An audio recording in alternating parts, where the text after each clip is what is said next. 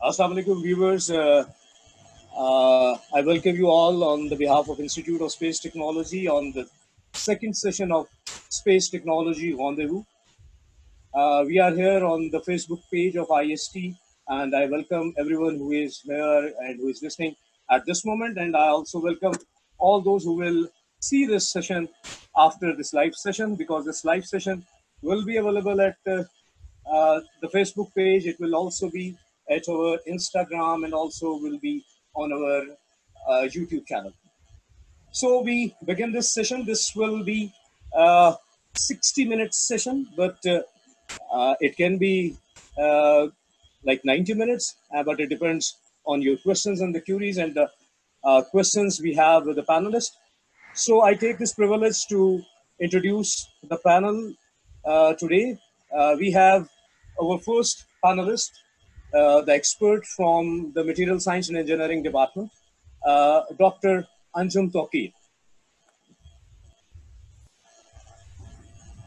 Dr. Anjum Tawqir is with us. Dr. Anjum Tawqir is the professor at Material Science and Engineering Department, and he is one of the pioneers of the Material Science and Engineering Department. Sir, we welcome you on this second session of Space Technology Rendezvous. Assalamu alaikum. Walaikum assalam. Now I can see you, sir. Welcome to this session, sir. We have our next expert from the Mathematics and Statistics Department of Institute of Space Technology. And she is assistant professor, and she is Dr. Salma Riaz. Ma'am, I welcome you on this second episode of Space Technology Rendezvous. Thank you, sir. We have our next expert from the Mechanical Engineering Department, Dr. Muhammad Anwar. He is assistant professor at Institute of Space Technology. Dr. Anwar, I welcome you on this second episode of Space Technology Rendezvous. Thank you, sir. Thank you.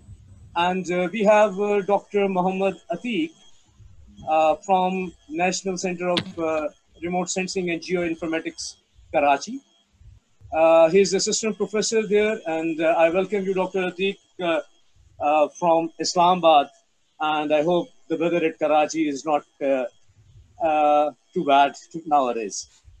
Thank you, Dr. Najam, and welcome. Assalamu alaikum. And we have our next expert from the admissions department, the Deputy Director Admissions, Dr. Israr Ahmed with us, who is managing all the admission campaign and all the things related with the admissions at Institute of Space Technology. Dr. Israr. Yes, sir. Welcome, Dr. Israr, to this session. And finally, me. My name is Dr. Najam, and I am the assistant professor at Aerospace Department. I'm also the director of the Department of Student Affairs. And with us, our session coordinator, Osama Ahmed. He's an alumni of IST and also working at Institute of Space Technology and the man behind all this social media campaign. Thank you, Osama Ahmed, for managing this event and especially managing this session. And I hope your support will be there so that we can continue this session. So, Dr. Saiman, I welcome you all to this session. We had one session last week, and it was related with the aerospace, avionics, space science, computer science, electrical engineering, and the physics departments and the stuff like that. But today, this is the second session, and in this session, this is specially designed for the mechanical engineering, the material science and engineering, the mathematics department, and the remote sensing and GIS at Karachi. So to start with, we will start with the most experienced person and the most learned professor of IST, rather I should say the landmark of IST, Dr. Anjum Tawqir. Sir, our whole this session will be bilingual. कुछ देर हम उर्दू में बातें करेंगे, कुछ अंग्रेजी में बातें करेंगे. और सर, पहला सवाल आपसे, जो बहुत सारे स्टूडेंट्स हमसे पिछले दिनों बहुत दिनों से पूछ रहे हैं कि ये मटेरियल साइंस एंड इंजीनियरिंग होती क्या है और ये करने के बाद फायदा क्या होता है, और आजकल इसका फ्यूचर मतलब आपको क्या नजर आता है कि अगले कुछ अरसे में मटेरियल साइंस एंड इंजीनियरिंग की कहाँ जरूरत पड़ेगी और कैसे जरूरत पड़ेगी? सर, ये बहुत पर्टिनेंट सवाल है। ये क्या होती है, पहला सवाल तो बेसिकली ये मटेरियल्स का इल्म है।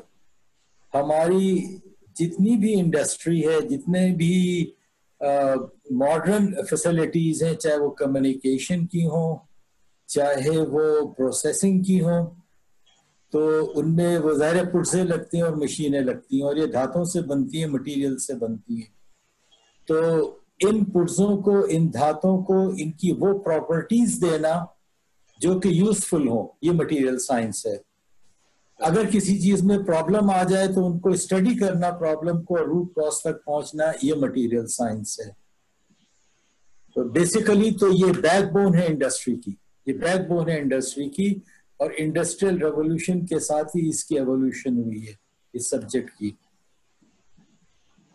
कहाँ कहाँ ये क्या फायदे देती है? ये दो फायदे देती है। हमारा जो तालीमी निज़ाम है IST का, तो बेसिकली ये तैयार करती है बच्चों को जॉब्स के लिए, सबसे पहले इन पाकिस्तान, फिर इन जर्नल दुनिया में, क्योंकि हमारा सिलेबस जो कम्पिटिटिव है किसी भी यूनिवर्सिटी के साथ।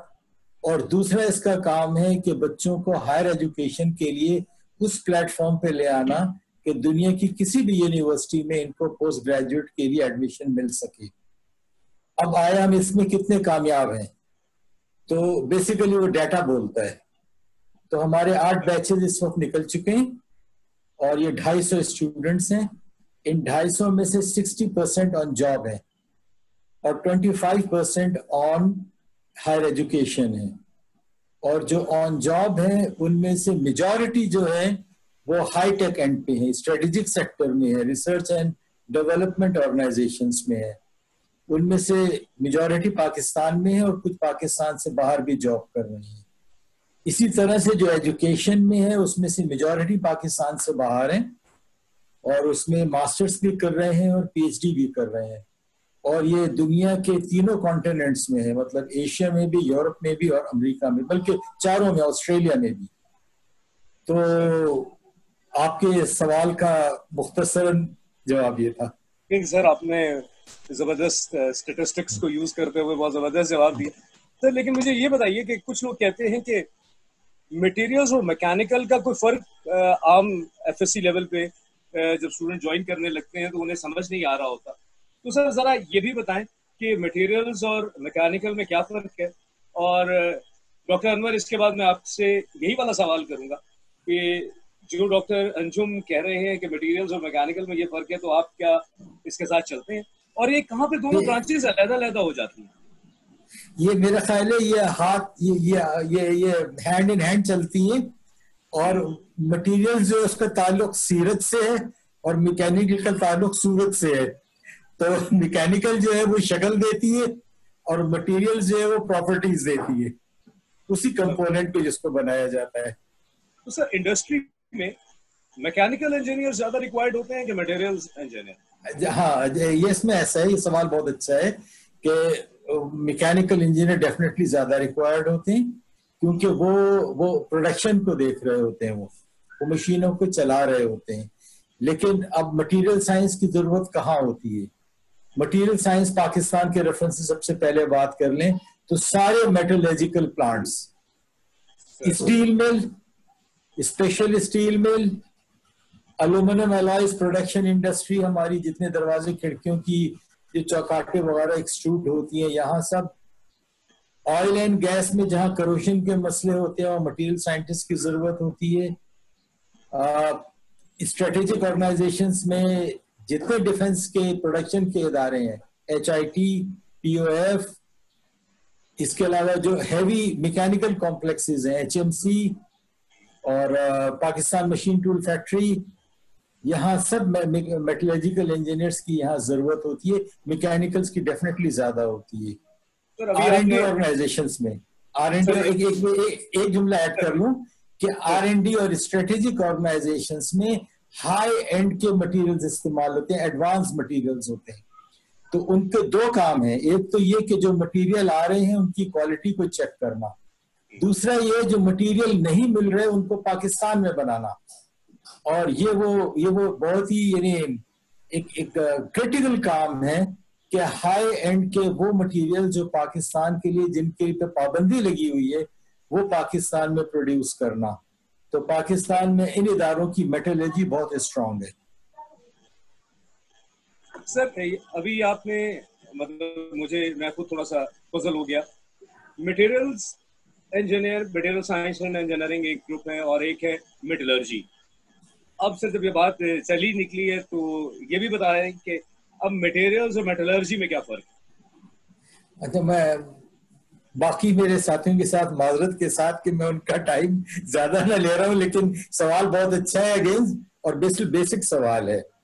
जिस जमाने में हमने मटेरियल साइंस ये पढ़ा है सब्जेक्ट, उस जमाने में सारी दुनिया में इसका नाम मेटलर्जी होता था, हमारे यहाँ भी यही था। जो रिनाउंड रिसाले हैं ट्रांजैक्शंस ऑफ मेटलर्जी, वो इसी नाम से निकलता था। उसका नाम 80 के दिहाई में कन्वर्ट हो गया transactions of material science for example. Departments के भी नाम कन्वर्ट हो गए। और असल में रूह में क्या चेंज आया है, मटेरियल में क्या, उसमें एसेंस क्या चेंज हुआ है? एसेंस ये चेंज हुआ है कि मटेरियल्स में मेटल्स भी हैं, एलॉयज भी हैं, पॉलीमर्स भी हैं, सेरामिक्स भी हैं और कंपोजिट्स भी हैं। हम जो पढ़ते थे बेसिकली हम मेटल्स एंड एलॉयज पढ़ते थे और बाकी चीजें हम किसी हद तक टच करते थे, मुख्तसरन टच करते थे। अब ये चीजें जो हैं इनका वजन जो है ऑलमोस्ट बराबर है पढ़ाई में, इस्तेमाल में बराबर नहीं है।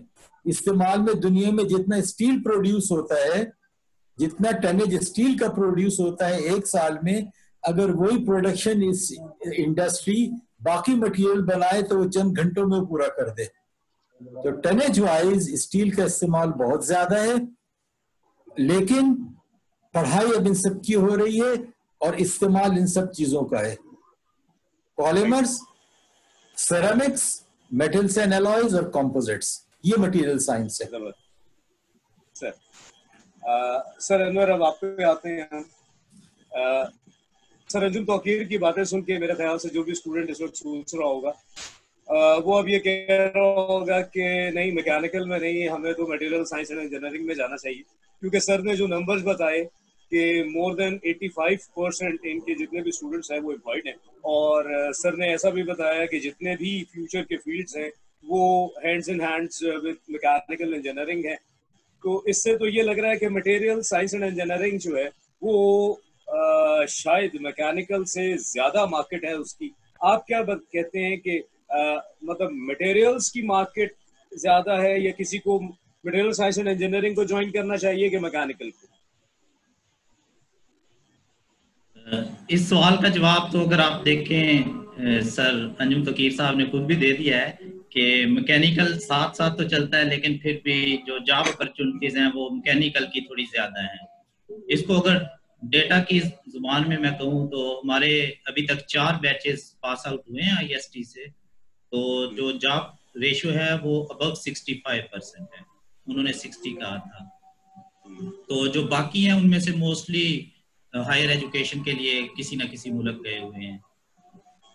तो और सर ये जो इस वजह से है शायद कि मैकेनिकल थोड़ी सी वास्ट फील्ड है। इसका काम स्टार्ट होता है कि आप डिजाइन कोई चीज करते हैं, छोटी सी चीज आप ले लें, नट या बोल्ट, आपने डिजाइन तो कर लिया। अब इससे आगे हम उसी वक्त चलेंगे जब सर अंजुम तौकीर हमें कोई मटेरियल देंगे उन प्रॉपर्टीज के साथ जिस प्रॉपर्टीज के की हमें जरूरत है, फिर आगे चलेगा, वरना हमारा ख्याल रह जाएगा। लेकिन ये है कि ये वास्ट है, स्टार्ट उधर से हुई, फिर आगे डिजाइन से प्रोडक्शन की तरफ मटेरियल लेके हम गए, मैन्युफैक्चरिंग हुई, फिर आप कह सकते हैं कि छोटे से छोटा आप कोई कंपोनेंट ले लें, उसके डिजाइन से बड़ी बड़ी मशीनरी है, व्हीकल्स हैं, एरोप्लेन्स हैं, एरो इंडस्ट्री में आप चले जाएं, इन सारों के डिजाइन के अंदर और फिर मैन्युफैक्चरिंग के अंदर मैकेनिकल इंजीनियरिंग इन्वॉल्व है।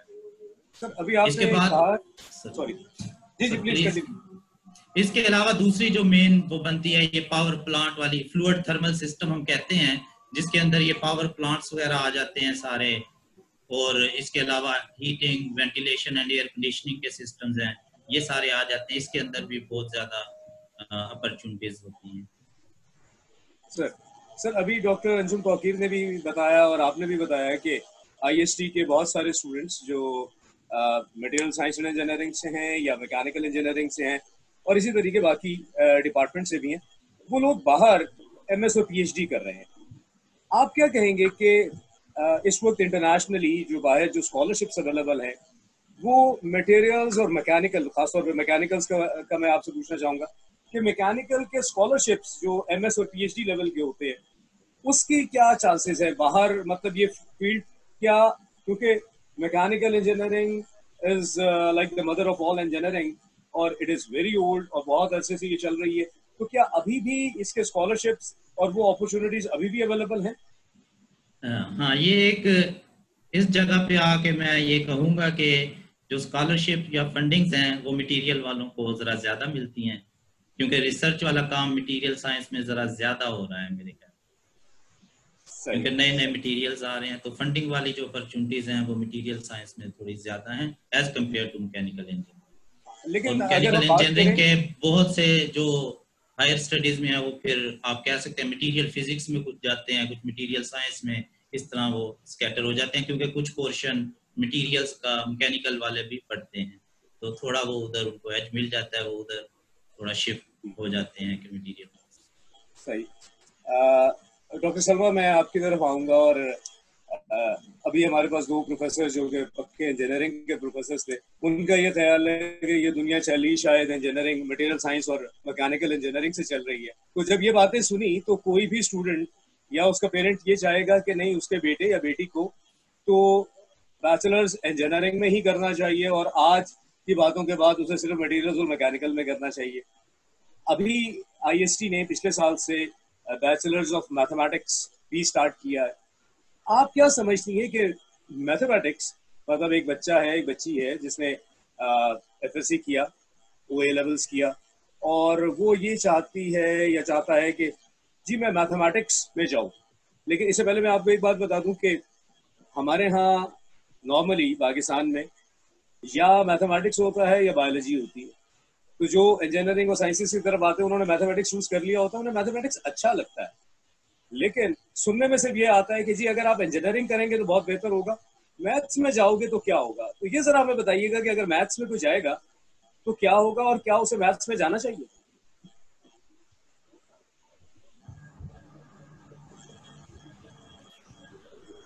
जी मैम। डॉक्टर सलमा, आपकी आवाज नहीं हम तक आ रही।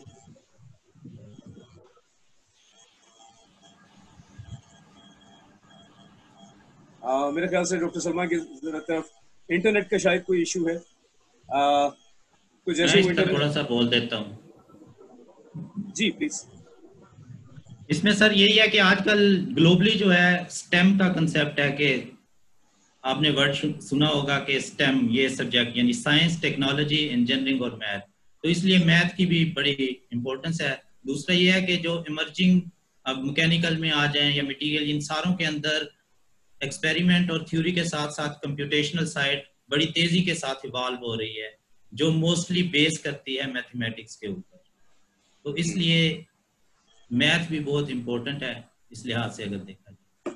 और ये इंजीनियरिंग और साइंस, मैथ, ये सारे एक दूसरे के साथ हम कह सकते हैं गुत्थी हुए हैं। बिल्कुल। अगर आप देखें ना कि मतलब हम तीनों जो है, डॉक्टर अंजुम, आप और मैं, हमारा ताल्लुक इंजीनियरिंग से है, लेकिन मेरा अपना ये ख्याल है कि engineering is all about mathematics. Mathematics अगर निकाल दिया जाए तो ना इलेक्ट्रिकल चलता है, ना मैकेनिकल चलता है, ना केमिकल चलता है। मतलब यू नेम एन इंजीनियरिंग, इसकी बेस पे या मैथमेटिक्स बैठा हुआ है या फिजिक्स बैठी हुई है। अब वो हमारी कंट्री का कुछ ट्रेंड ऐसा चल पड़ा है कि जिसमें लोग मैथमेटिक्स को वैसे नहीं लेते। तो मेरे ख्याल से डॉक्टर सलमा वापस आ गई हैं और मैम अगर आप हमें सुन सकती हैं तो क्या आपने हमारा सवाल सुन लिया था? जी सर, मैंने आपका क्वेश्चन सुन लिया था, लेकिन जैसे मैं वो at the end of question जो है वो नेट के सिग्नल कुछ गायब हो गए, तो मैं आपको रिप्लाई नहीं कर सकी। बस ये इंजीनियर्स का जो है ना एक दुश्मनी चल रही है साइंसेस वालों के साथ। सर आपको मेरी आवाज आ रही है? जी जी बिल्कुल आ रही है, आप बताइए।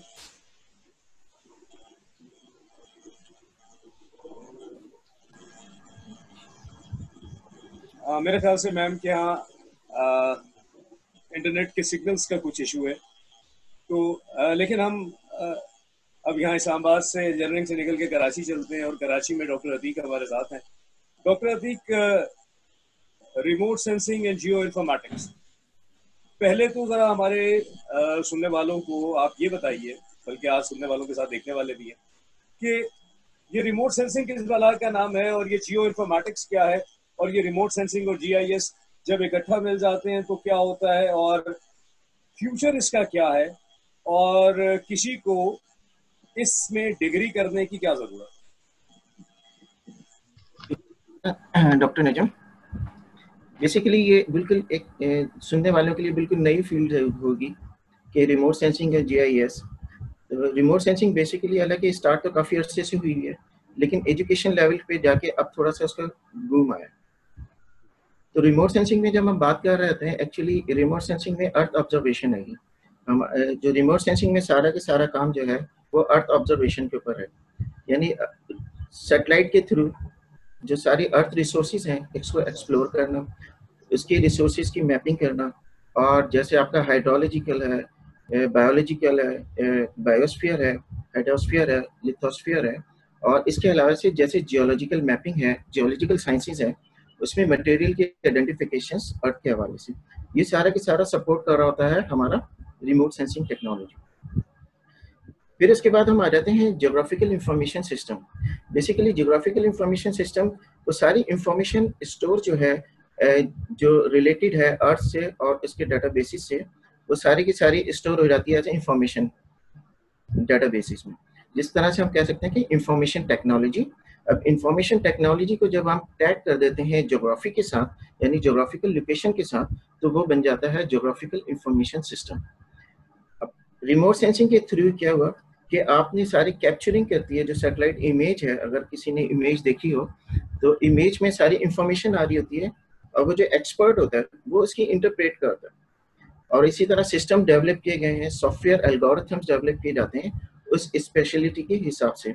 फॉर एग्जांपल अगर मैं हाइड्रोलॉजी की बात कर रहा हूँ, तो हाइड्रोलॉजी में पूरा रिवर सिस्टम आ रहा है आपका, तो रिवर सिस्टम किस तरह से इवॉल्व होगा, किस तरह से बनेगा, और किस तरह से उसके प्रोसेस हैं, उसके लैंड सरफेस प्रोसेस क्या है, उसकी जियोमोर्फोलॉजी क्या है, ये सारी इंफॉर्मेशन इसके हम थ्रू रिमोट सेंसिंग उसमें से एक्सट्रैक्ट करेंगे। और इसकी जो स्टैटिस्टिकल नॉलेज है वो हम डेटाबेस में ज्योग्राफिकल इंफॉर्मेशन सिस्टम की सूरत में सेव करेंगे। जब हम इसके एनालिसिस करने जाएंगे तो वो ज्योग्राफिकल एनालिसिस होंगे, जिसमें हम जैसे कि अगर बात करते हैं कि जैसे फ्लड का सीजन चल रहा हो, जैसे अभी आने वाले दिनों में फ्लड सीजन आएगा, जून जुलाई में मानसून होंगी, तो वो फ्लड मॉनिटरिंग जो है ये रिमोट सेंसिंग सैटेलाइट की बेसिस पे आपका डाटाबेस बना हुआ होगा। तो ये पूरा बता रहा होगा कि फ्लड की डायरेक्शंस क्या है, किस इलाके में किस वक्त फ्लड पहुंचेगा, इसकी प्रेडिक्शंस हो रही हैं, प्रेडिक्शंस मॉडल्स बने होंगे, तो हम इसके बेसिस पे प्रेडिक्शंस कर सकते हैं। तो इसकी जो वास्ट अगर देखी जाए तो तकरीबन हर फील्ड ऑफ लाइफ में रिमोट सेंसिंग और GIS का जो है आजकल इस्तेमाल हो रहा है। वो चाहे आपकी रिसोर्स इन्वेंट्रीज हो, आपकी जियोलॉजिकल इंफॉर्मेशन हो, यानी मिनरल एक्सप्लोरेशन हो, आपकी ऑयल एंड गैस फील्ड्स हो, मटेरियल साइंसेज हो, अंजुम साहब से कि मटेरियल साइंसेज के फिर भी जो है सारे मटेरियल आइडेंटिफिकेशंस आपके अर्थ में कौन कौन से मटेरियल्स हैं उसकी इंफॉर्मेशन। इसके अलावा आपकी अर्बन प्लानिंग पे आ जाए तो अर्बन प्लानिंग में यूज़ हो रही होती हैं, अर्बन मैनेजमेंट में यूज़ हो रही थी। जैसे कि हम आजकल अब देख रहे हैं कि काफ़ी अर्बन हीट एनालिसिस हैं, इसको रिमोट सेंसिंग के थ्रू किया जाता है। इसके कॉजेस निकाले जाते हैं, किस तरह से क्या प्रॉब्लम्स आ रही हैं। अर्बन की प्लानिंग है, रूरल डेवलपमेंट्स में है, एग्रीकल्चर में आ रहे हैं, इरिगेशन डिपार्टमेंट्स हैं, इरिगेशंस में पूरा जिस तरह से मैं बताऊं कि मैं एक प्रोजेक्ट में काम कर रहा था, तो इसमें पूरा ये पाकिस्तान का जो इरिगेशन डिपार्टमेंट है जो कि पंजाब में है और सिंध में है, इसको पूरा सिस्टम डेवलप किया गया। पूरा आपका ये जो मोबाइल सिस्टम है, मोबाइल सिस्टम के ऊपर डेवलप है, उसके ऊपर पूरी मॉनिटरिंग होती है कि किस वक्त इस वक्त जो वाटर कोर्सेज हैं कहाँ पे पानी अवेलेबल है और कहाँ पे पानी अवेलेबल नहीं। तो ये सारे के सारा मर्जर है GIS, रिमोट सेंसिंग और GPS टेक्नोलॉजीज का। और साथ में अगर हम कर दें तो उसमें मोबाइल टेक्नोलॉजीज भी आ गई, जिसमें एंड्रॉइड एप्लीकेशंस के ऊपर पूरे सॉफ्टवेयर बन जाते हैं। डॉक्टर अतीक, आपने बहुत अच्छा एक्सप्लेन किया, लेकिन आपको पता है कि पाकिस्तान में जब भी कोई स्टूडेंट को एडमिशन लेना चाहता है, किसी भी फील्ड को चूज करना चाहता है, तो सबसे पहले उसके जहन में ये सवाल आता है कि इसकी जॉब मार्केट भी है कि नहीं है। जी जी, मैं उसी तरफ आ रहा था।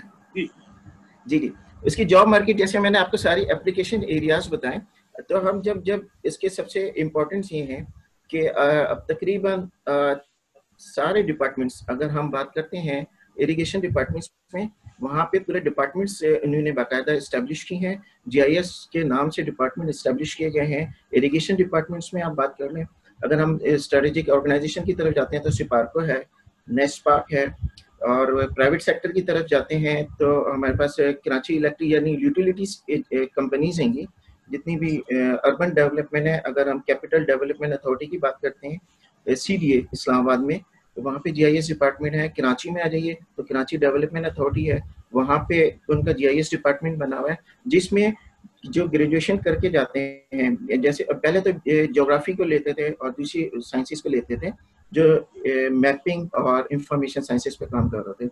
लेकिन जिस तरह से लोगों की डिमांड आनी शुरू हुई, तो ये रिमोट सेंसिंग और जीआईएस की इसी तरह से जो है एमएस प्रोग्राम स्टार्ट किया गया। अब ना जब बीएस प्रोग्राम इसी वजह से स्टार्ट किया जा रहा है कि डिमांड में इजाफा हो रहा है, लोगों को जो डिपार्टमेंट्स बने हैं उनकी डिमांड्स आ रही है कि हमें जनाब इस ग्रेजुएशन लेवल पे इस तरह की रिसोर्सेज चाहिए ताकि हम अपने डिपार्टमेंट्स को चला सकें।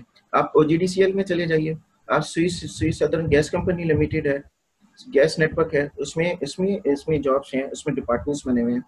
इरिगेशन मैंने आपको पहले बता दिया, वापडा है आपका, पीएमडी है, और बहुत सारे डिपार्टमेंट है, तकरीबन सब जगह रिसोर्सेज हैं। इसके अलावा अगर आप इंटरनेशनली भी जाते हैं तो ये इंटरनेशनली भी रिकॉग्नाइज फील्ड है, तो इसमें वहाँ पे आगे जॉब्स भी हैं। आप अगर आगे पढ़ना चाहते हैं तो वहाँ पे एमएस और पीएचडी के लिए स्कॉलरशिप्स भी अवेलेबल है। जबरदस्त, थैंक यू डॉक्टर अतीक। और डॉक्टर सलमा, अगर नेट आपका साथ दे रहा है तो हमारा सवाल वहीं पर है।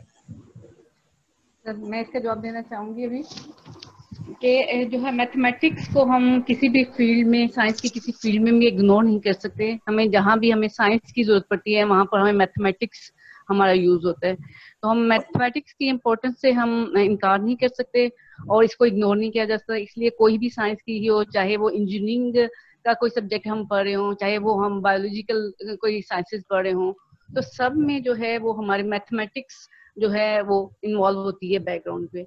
तो हम ये कोई भी जो है मैथमेटिक्स की इम्पोर्टेंस से जो है वो किसी और फील्ड से हम कम नहीं कर सकते। मुझे ये बताइए कि मैथमेटिक्स में एक स्टूडेंट ने बैचलर्स किया, उसके बाद अगर वो मास्टर्स और पीएचडी करता है तो उसकी जॉब अपॉर्चुनिटीज क्या है, वो कहाँ कहाँ जा सकता है? जी सर अगर तो उसने बीएस भी किया हुआ है और एमएस और पीएचडी भी की हुई है तो वो स्पार्को भी ज्वाइन कर सकता है। देन नेस्कॉम में उसकी जॉब्स हो सकती हैं। इसके अलावा बैंकिंग में भी मैथमेटिशियंस के लिए जॉब्स होती हैं, वो भी कर सकते हैं। देन एजुकेशन इंस्टीट्यूशंस को भी ज्वाइन किया जा सकता है। तो ये सारी अपॉर्चुनिटीज हैं जो मैथमेटिशियंस भी अवेल कर सकते हैं। Thank you ma'am. मैं यहाँ पे बल्कि ऐड करूँगा कि डॉक्टर अंजुम का बहुत एक्सपीरियंस है R&D ऑर्गेनाइजेशंस में, और डॉक्टर मोहम्मद अनवर साहब भी और अतीक भी रिसर्च से रिलेटेड रहे हैं। कभी भी कोई भी रिसर्च मैथमेटिशियंस के बगैर आगे नहीं चलती। इंजीनियर्स जो बहुत अच्छे इंजीनियर्स हैं उसूलन वो बहुत अच्छे मैथमेटिशियंस भी होते हैं। और अभी हमारे मुल्क में मसला यह है कि इस फील्ड को उस तरीके से लेके नहीं चला जा रहा। अदरवाइज कोई भी सिस्टम, वो चाहे मैं जीआईएस की बात करूं, एस्ट्रोनॉमी की बात करूं, स्पेस साइंस की बात करूं, कंप्यूटर साइंस की, या किसी भी इंजीनियरिंग की, we have to develop the models. तो वो जो मैथमेटिकल मॉडल है that is based on the mathematics.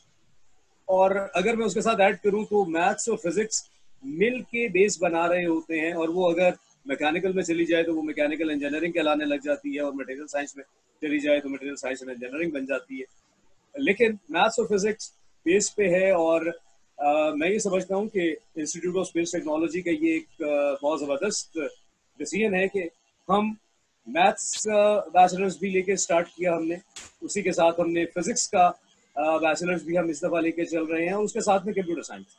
तो ये जो 3 साइंसेस हैं, और in addition to that our speciality that is the space science, क्योंकि दुनिया भर में साइंस, इंजीनियरिंग और एप्लीकेशंस अब ये तीनों एक साथ डेवलप हो रही है।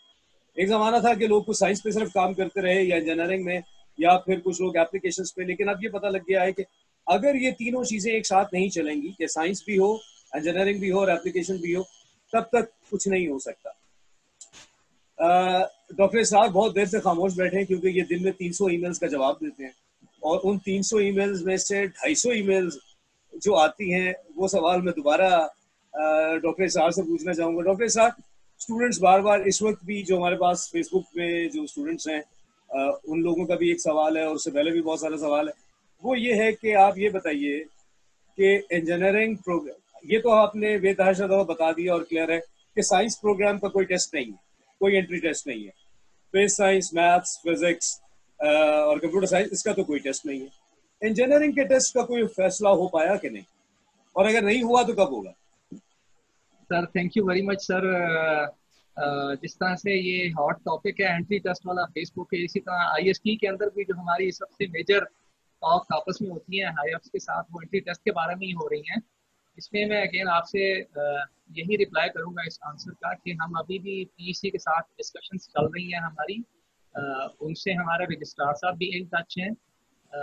उसमें यह है कि एक मीटिंग नियर फ्यूचर में may be by the end of this week जो है एक मीटिंग हो रही है वाइस चांसलर सीपीईसी के साथ। उसका जो एजेंडा है वो यही एंट्री टेस्ट है। लेट्स सी उसमें अगर कोई इस तरह का फाइनल डिसीजन हो जाता है तो जाहिर बात है हम उसी वक्त में वो आगे इंटीमेट करेंगे जो स्टूडेंट्स हमारे पास इंजीनियरिंग प्रोग्राम्स में अप्लाई करते हैं। तो अभी तक मैं इसके मुझे यहाँ पर ये बताएं कि क्या ये पॉसिबिलिटी है कि आईएसटी कोई अपना टेस्ट ले लेगी? इसकी सर कोई अभी तक ऐसा कोई अंडर डिस्कशन नहीं है प्रपोजल, क्योंकि एंट्री टेस्ट लेने के लिए एक तो स्पेस तो चाहिए ही चाहिए होती है, प्लस रिसोर्सेज और लॉन्ग प्लानिंग चाहिए होती है। बहुत सारी यूनिवर्सिटीज जो टेस्ट कंडक्ट करती हैं उनके ऑल ओवर पाकिस्तान आप समझें, या एटलीस्ट पंजाब के अंदर उनके कैंपसेस हैं जहाँ पे वो अपना टेस्ट कंडक्ट करती हैं, अपने स्टूडेंट्स को अपने ही कैंपस में बुला के वो टेस्ट अपना कंडक्ट करती हैं। वेयर अगर आप आईएसटी के बारे में बात करें तो आईएसटी का एक कैंपस यहाँ पे है, इस्लामाबाद में है, दूसरा सेटअप जो कराची में, हमारा भी इतनी स्पेस नहीं है कि हम एंट्री टेस्ट उस तरह से कंडक्ट कर सकें। तो बेसिकली हमारी कुछ लिमिटेशंस हैं जिस वजह से हमारे यहाँ भी इस तरह की कोई भी चीज अंडर डिस्कशन। दूसरा, इस वक्त डॉक्टर साहब मैं बल्कि आपकी बात को सपोर्ट करूंगा कि इस वक्त जो कोविड-19 और कोरोना की वजह से जो हालात चल रहे हैं उसमें फिजिकल डिस्टेंसिंग बहुत ज़रूरी है और हम लोगों को एक जगह इकट्ठा नहीं कर सकते, और इस टाइम के अंदर एक ऑनलाइन टेस्टिंग सिस्टम डेवलप करना भी एक बहुत बड़ा चैलेंज होगा। तो बात यहाँ पर आई कि अभी by the end of this month we will have a meeting with the PEC and we have to follow the decision of the PEC whatever it is, कि टेस्ट होगा या नहीं होगा, और अगर होगा तो कैसे होगा। डॉक्टर साहब यहीं पर एक और सवाल, बहुत सारे स्टूडेंट्स और उनके पेरेंट्स हमसे ये पूछते हैं कि फलां डिपार्टमेंट का मेरिट क्या होगा, या पिछले साल फलां डिपार्टमेंट का मेरिट क्या था, इसका जवाब क्या देते हैं आप? सर इसमें इस दफा तो सिनारियो ये ऑलमोस्ट डिफरेंट है। इसमें अगर आप देखें तो हमने बहुत सारे नए प्रोग्राम शुरू किए हैं जिनका हमारे पास ऑलरेडी मेरिट मौजूद ही नहीं है। तो इस दफा जब एडमिशंस होंगे उसमें जो मेरिट बनेगा तो नेक्स्ट ईयर हम बच्चों को बता सकेंगे। दूसरा इनकेस अगर एंट्री टेस्ट नहीं होता तो हमारा मेरिट डिटर्मिनेशन क्राइटेरिया भी चेंज होगा, जो भी हमने वेबसाइट के ऊपर अपडेटेड डिस्प्ले किया हुआ है जिसके अकॉर्डिंगली हम मेरिट बनाएंगे। तो इसके अकॉर्डिंगली अगर मैं बात करूं तो हमारे पास इस तरह का मेरिट कभी पहले डिटर्मिनेशन नहीं हुई विदाउट एंट्री टेस्ट के मार्क्स के। अगर हम एंट्री टेस्ट के मार्क्स को शामिल कर लें तो यस, अगर मैं आपको पिछले 4-5 साल का एनालिसिस एक बताऊं तो उसमें हर डिपार्टमेंट का जो मेरिट है वो फिक्स नहीं रहा। अगर हम एरो से ही बात करते हैं तो बाज दफा जो एरो का मेरिट है वो 82 तक भी रहा, 81 पे भी क्लोज हुआ, और यही मेरिट एक दफा जाके 77-76 पे भी जाके क्लोज हुआ। इसी तरह से अगर हम बाकी डिपार्टमेंट्स की बात करें तो मैं अगर आपको एक डिपार्टमेंट का ये मेरिट बताता हूँ कि 78 रहा लास्ट ईयर, तो उसी डिपार्टमेंट का उससे लास्ट ईयर की अगर मैं बात करूँ तो वो 75-74 तक भी गया। तो ये डिपार्टमेंट्स के जो मेरिट हैं उसमें वेरिएशन आती रहती है। इसलिए मैं अगर आपको लास्ट ईयर का मेरिट रेफर करूँ तो मैं ये कहूँगा कि लास्ट ईयर मेरिट ज्यादा थे। अगर मैं उससे लास्ट ईयर की बात करूँगा, सेकेंड लास्ट की बात करूँगा, तो उसमें मैं कहूँगा कि मेरिट बहुत लो लेवल तक चला गया था जहाँ पे हम एक्सपेक्ट ही नहीं कर रहे थे, और बच्चों को कम्युनिकेट भी यही कर रहे थे कि मे भी आपका पॉसिबल नहीं होगा इस प्रोग्राम में एडमिशन। तो इस पॉइंट ऑफ व्यू से हम अभी तक यही जवाब देते हैं बच्चों को कि बेटा मेरिट जो है वो वेरिएट करता रहता है। आपके अगर मार्क्स इस तरह से हैं कि आप जो एलिजिबिलिटी क्राइटेरिया IST का वो मीट करते हैं, वो आप ज़रूर अप्लाई करें। और इस दफ़ा एक और एडिशन कर दूं कि अगर लास्ट टाइम हमारे पास एरो में 80 सीट्स थी तो हमारे पास इस दफ़ा 100 सीट्स हैं। इसी तरह हम इलेक्ट्रिकल की बात करें तो पहले इलेक्ट्रिकल में 80 सीट्स थी, इस दफ़ा 100 सीट्स हैं। हम मटेरियल साइंस की बात करें तो लास्ट टाइम अगर 40 सीट्स थी तो अब मटेरियल के अंदर 80 सीट्स हैं। हम मैकेनिकल की बात करें तो लास्ट ईयर अगर 40 सीट्स थी तो अब हमारे पास 80 सीट्स हैं। तो इस तरह से मैं अगर सारे डिपार्टमेंट की बात करूं तो सारे डिपार्टमेंट में नंबर ऑफ सीट्स जो है वो इंक्रीज कर चुके हैं। तो इसमें जो कंक्लूजन यही निकलता है कि मेरिट जो है वो किसी लेवल तक डाउन जाएगा as compare to previous years.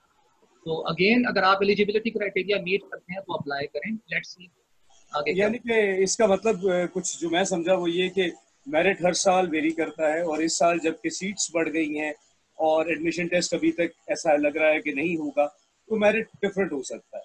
और दूसरी बात ये कि ये डिपेंड करता है कि कितने स्टूडेंट्स उस प्रोग्राम में अप्लाई करते हैं और उन स्टूडेंट्स के मार्क्स कैसे हैं, और क्योंकि उनकी बेस पे मेरिट बनेगा। अच्छा सर, ये अब कुछ नंबर्स की बातें हो रही हैं, तो डॉक्टर अंजुम के डिपार्टमेंट का एक बहुत बड़ा एजाज़ ये है कि material science and engineering department वो एक मॉडल डिपार्टमेंट था कि जिसके बाद IST वॉशिंगटन अकॉर्ड के साथ लिंक हो गई। तो सर ये थोड़ा सा मैं वॉशिंगटन अकॉर्ड को जानना चाहूँगा और उसकी रिक्वायरमेंट्स और उसका फ़ायदा क्या हुआ, और material science and engineering department कैसे उसके लिए एक रोल मॉडल बना सके। जी डॉक्टर साहब, इसमें ये बहुत अच्छा सवाल है अगेन, और इसके मल्टी फैसेटेड फायदे हुए हैं। जो यानी स्टूडेंट्स के पॉइंट ऑफ व्यू से जो एडमिशन लेना चाह रहे हैं उनके लिए बड़ा फायदा ये है कि उनके पास पाकिस्तान से बाहर नौकरी के मौके खुल गए हैं। इस वक्त 2 दर्जन से ज्यादा ममालिक हैं जिसके सिग्नेटरी हैं, और ये बढ़ रहे हैं, कंटिन्यूसली बढ़ रहे हैं। तो उन तमाम ममालिक में हमारी डिग्री एक्सेप्ट होती है, और प्रैक्टिकली इस वक्त कई मुल्कों में हमारे ग्रेजुएट्स काम कर रहे हैं। डिग्री दिखाएं और जॉब ले लें, उनको डिग्री जो है वो एक्सेप्टेबल है वहां पे। ये फायदा है जो इमीडिएटली स्टूडेंट्स को है। तालीम में क्या फायदा हुआ है? तालीम में ये फायदा हुआ है कि अब ये, क्योंकि आउटकम बेस्ड एजुकेशन है, OBE का मतलब आउटकम बेस्ड एजुकेशन है, और इसके सिग्नेटरी होने का मतलब ये कि हमने बहुत सी रिक्वायरमेंट्स को इसकी पूरा करना है। एक रिक्वायरमेंट ये है कि इंडस्ट्री के साथ हमारा लिएज़ॉन और एलमनाई के साथ हमारा लिएज़ॉन बहुत मजबूत हो। ये एक फीडबैक सिस्टम है कि हम ये देखते हैं कि जिस इंजीनियर को हमने पढ़ा के तैयार किया है वो एक्चुअली फील्ड में जाके वो एम्प्लॉयर का कितना काम का बंदा है वो, और एम्प्लॉयर जो है वो बहुत सी और चीजें भी देखता है, वो सिर्फ ग्रेड नहीं देखता। ग्रेड जो है वो एक 25 के लिस्ट में 14 नंबर पर आता है प्रायोरिटी में। जो जो जो चीजें ज्यादा काम की होती हैं वो ये कि कितना ये डिपेंडेबल है, नए प्रॉब्लम्स को हैंडल करने की सलाहियत क्या है, इसके अंदर कम्युनिकेशन स्किल्स इसकी कैसी हैं। तो ये वाली चीजें जो है इनको इनकलकेट करना जो है अब वो भी हमारे एजुकेशन का सिस्टम का पार्ट है।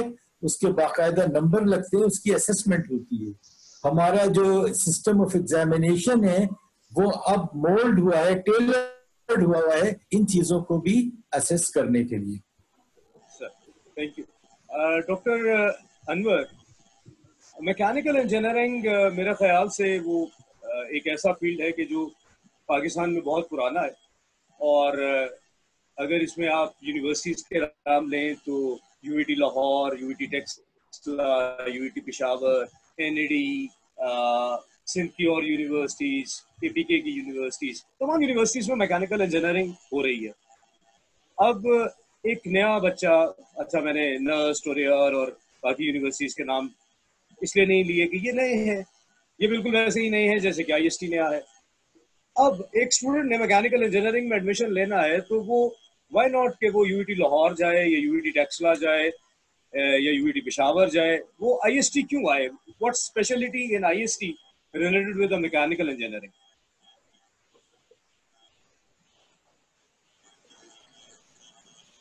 सर पहले आप माइक ऑन करेंगे फिर आवाज आएगी, क्योंकि ऐसी बातों पे आवाज बंद कर दी जाती है। तो माइक ऑन कर लीजिए अपना और प्लीज सर।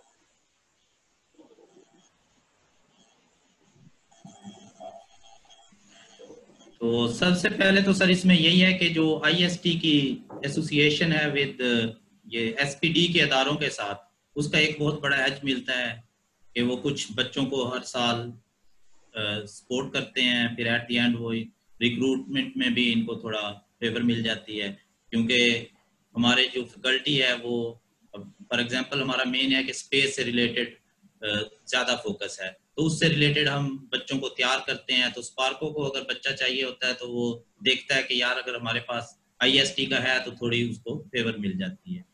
दूसरा ये है कि हमारे पास अगर देखा जाए जो सबसे पहले फैकल्टी है वो बहुत अच्छी फैकल्टीज हैं हमारे पास। मैकेनिकल में अभी डिफरेंट जो स्पेशलिटी हैं, इमर्जिंग फील्ड्स, जो सब फील्ड्स हैं मैकेनिकल की उसके अंदर।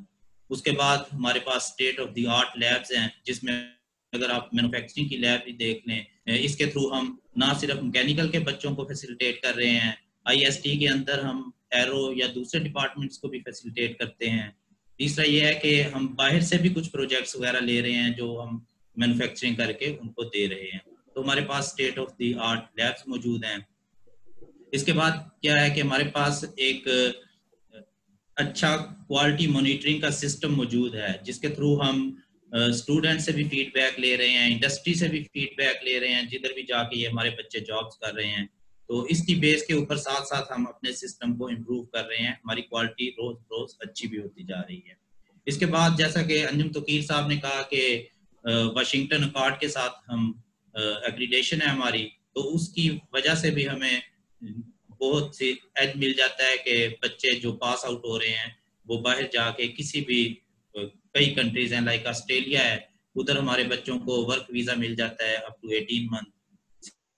सिर्फ ये कि वो दिखाते हैं कि ये हमने इधर से इंजीनियरिंग की हुई है, उसकी बेस पे उनको मिल जाता है, तो उधर जाके वो कोई जॉब स्टार्ट कर सकते हैं या आगे फर्दर एजुकेशन करना चाहें वो भी हो सकता है। तो इसलिए ये हमारे पास एज है दूसरों की। देखिए मैं यहाँ पे मेंशन करूंगा कि आईएसटी का वो जो जितने भी डिपार्टमेंट्स हैं उसका जो सबसे बड़ा एज ये है कि हमारे प्रोग्राम्स क्वालिटी की जितने भी क्राइटेरियाज हैं उसको फुलफिल करते हैं। लैब्स तमाम यूनिवर्सिटी सब लोग क्लेम करते हैं कि बहुत अच्छी हैं, वैसे हम भी क्लेम करते हैं, लेकिन हम सिर्फ क्लेम नहीं करते, हम उसको इंश्योर भी करते हैं। और faculty, we have the world class और the best faculty with us. जो सबसे बड़ी बात जो मैं समझता हूँ वो ये है कि हमारे जितने भी प्रोग्राम्स हैं they are somehow linked with the space technology. हमारा इलेक्ट्रिकल है, मैकेनिकल है, मटेरियल्स है, स्पेस साइंस है, कोई भी डिपार्टमेंट है, they are linked somehow with the space technology.